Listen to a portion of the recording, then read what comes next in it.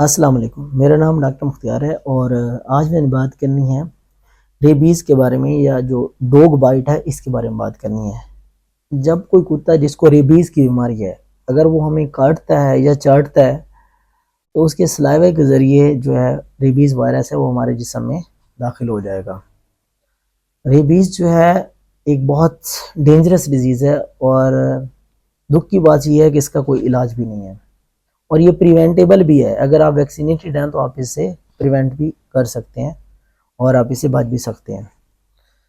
اور جو rabies disease ہے، بیسیکلی جو ریبیز وائرس ہے، اس کا جو مریض ہوتا ہے جس کو یہ لگ جاتا ہے تو اس کو بہت زیادہ پیاس لگ رہی ہوتی ہے، اور اتنا ہی زیادہ اسے پانی سے ڈر بھی لگ رہا ہوتا ہے، اسی لیے وہ پانی بھی نہیں پی رہا ہوتا، اس کو بار بار پانی سے جو ہے وہ ڈر لگ رہا ہوتا ہے۔ اور ریبیز کا وائرس جب ہماری باڈی میں آتا ہے تو وہ اس جگہ پہ کچھ دیر کے لیے سٹے کرتا ہے جہاں پہ کتا کاٹتا ہے، تو کیا ہوتا ہے کہ وہ اپنے آپ کو ریپلیکیٹ کرتا رہتا ہے، کاپیز بناتا ہے، اور کاپیز کے بعد کیا ہے کہ وہ اپنا سفر جو ہے نروز کے اندر جانا شروع کر دیتا ہے۔ پھر نروز سے یہ جو اس کی آگے ٹرانسمیشن ہے وہ ہمارے دماغ تک ہوتی ہے۔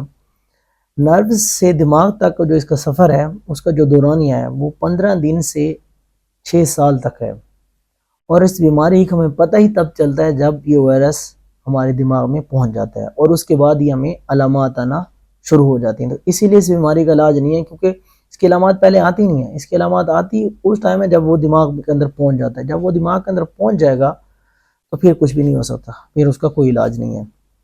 اب آپ اس سے بچ کیسے سکتے ہیں؟ آپ نے جو پیٹ رکھا ہوا ہے کتا جو ہے اس کو آپ ویکسینیٹڈ کروائیں، ویکسینیشن اس کی کروائیں، اور اپنے جو گھر میں بچے ہیں یا آپ خود ہیں آپ بھی ویکسینیشن کروائیں اس کی۔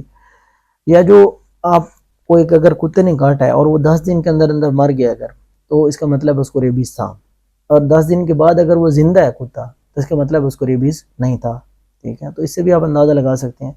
باقی اگر کوئی ریبڈ اینیمل ہے جس کو ریبیز کی بیماری ہے تو اس کا بیہیویئر چینج ہوتا ہے، وہ نارمل جانوروں کی طرح ریئیکٹ نہیں کر رہا ہوتا۔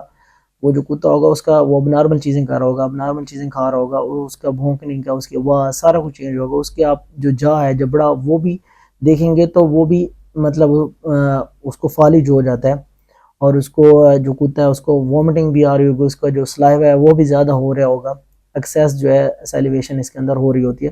تو یہ کچھ چیزیں ہیں، یہ بھی آپ دیکھ سکتے ہیں، آپ کو پتہ چل جائے گا کہ یہ ریبڈ اینیمل ہے یا نہیں۔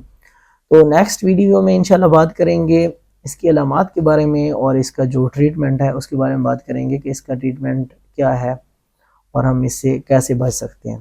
اللہ حافظ۔